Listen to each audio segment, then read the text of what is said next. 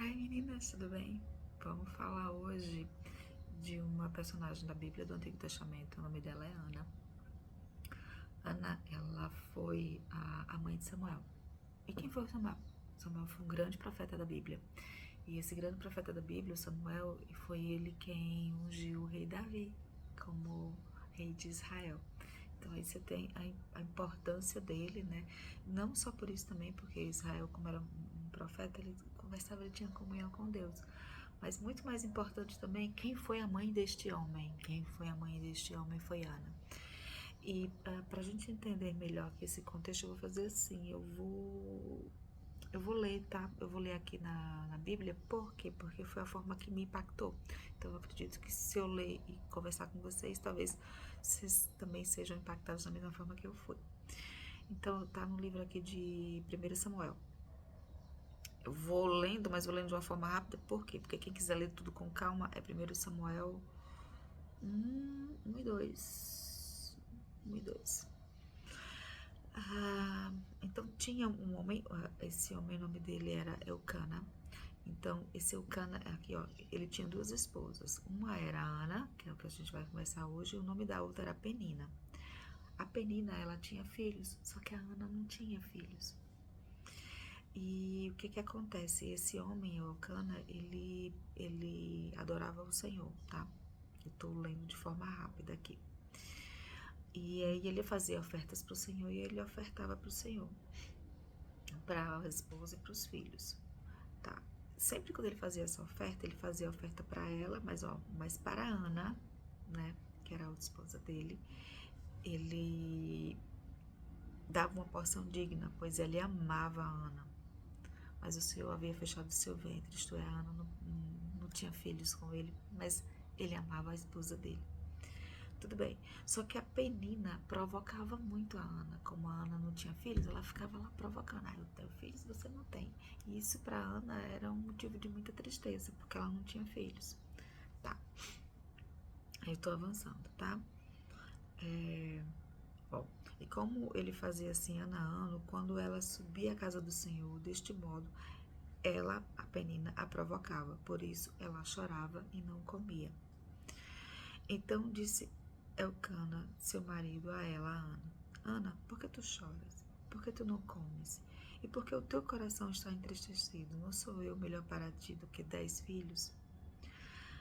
Assim Ana se levantou depois de eles haverem comido em Siló e depois de eles haverem bebido.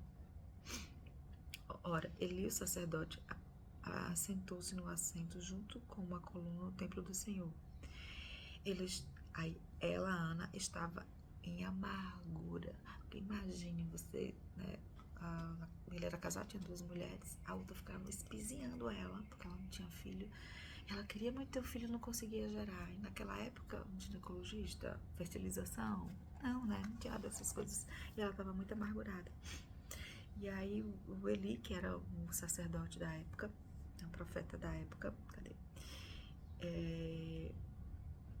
Ele observou ela, porque o que que acontece? Ela estava nesse templo e ela estava orando, só que ela estava com muita amargura, muita tristeza, ela chorava, né?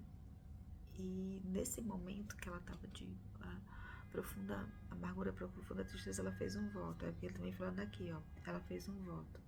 Ó Senhor dos Exércitos, se tu verdadeiramente atentares para a aflição da tua serva, e de mim te lembrares, e não te esqueceres da tua serva, mas desejares conceder à tua serva um menino.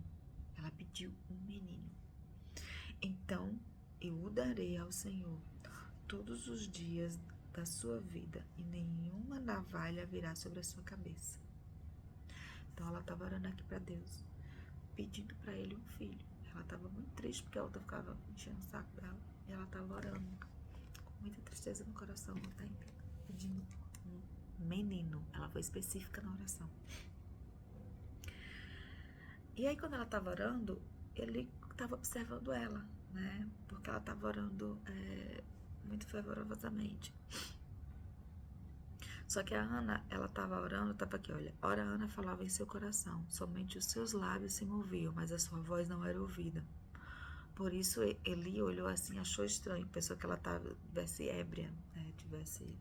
Não tivesse nos seus sentidos ali, porque ela devia só estar gesticulando com a boca. E ele disse a ela: por quanto tempo ficarás ébria? Afasta de ti o vinho, porque ele achou que ela estava, né, embriagada. Aí ela respondeu para ele e disse: não, meu senhor, eu sou uma mulher de espírito pesaroso, não bebi nem vinho, nem bebida forte, mas tenho derramado a minha alma diante do Senhor. Sabe quando você está em desespero, você está em tristeza, você está em angústia, você derrama a sua alma ao Senhor. E é onde ela estava lá, se derramando, se lamentando nos pés do Senhor e orando. Vocês viram assim, não? Em algum momento da vida de vocês, passando por algum momento de tristeza, de desespero, experimenta isso. Se derrama nos pés dele, assim como a Ana fez. Beleza, vamos continuar. Tá. Não consideres tua serva como uma filha de Belial, pois a profusão da minha queixa e angústia tenho falado até aqui. Então ele respondeu e disse: vá em paz. Ele entendeu, né? Ele disse: vá em paz. E o Deus de Israel te conceda a tua petição que lhe fizeste. Beleza. Aí passou o tempo. Ela. Cadê o tempo? Não. Aí tem um momento aqui falando muito interessante, né? Então, vou ler. E eles se levantaram cedo pela manhã e adoraram diante do Senhor e retornaram. E chegaram à sua casa Ramá, que, né, eles viajavam para a cidade para fazer a adoração, para fazer os sacrifícios, e depois eles voltaram para a casa dele, que é a Ana, o esposo dela, o Elcana e a Penina, né? A família toda voltou para casa. Aí quando eles voltaram para casa, para Ramá, e Elcana conheceu Ana. Quando na Bíblia fala conheceu, é que eles, né, tiveram relações, ele e a Ana, sua esposa. E o Senhor se lembrou dela.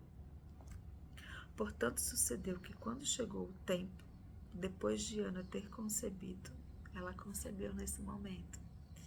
E aí, nesse momento que ela concebeu, ela deu à luz a um filho, a um menino. Quem que a Ana estava pedindo? Derramando-se, derramando. Imagina a aflição que essa mulher não estava sentindo. E ela pediu um menino.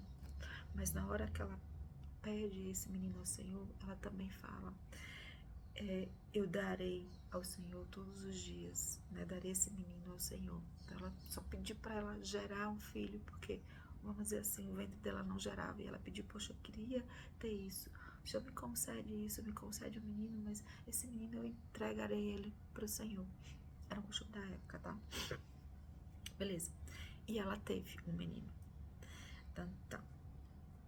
E aí deu à luz um menino e o chamou de Samuel, porque eu pedi ao Senhor.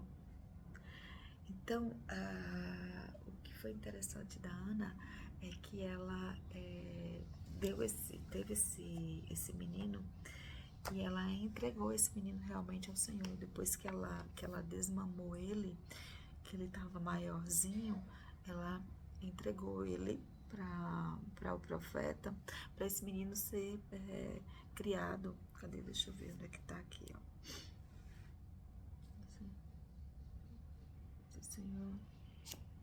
Bom, por esta criança eu orei, na hora que ela estava entregando, por esta criança eu orei e o Senhor concedeu a minha petição, aquela eu te fiz. Portanto, eu também concedi ao Senhor, enquanto viver, ele será concedido ao Senhor. E ali ela adorou ao Senhor. Cadê o versículo que fala? Isso não vai ficar grande, tá? Esse vídeo, mas enfim, ela entregou ao Senhor o filho dela. E entregou. Gente, olha só, vamos pensar. Você quer muito ter um filho. Aí você pede, Senhor, tu gera um bebê, tá ali. Você desmama, ele já tá grandinho, ele já tá mais independente.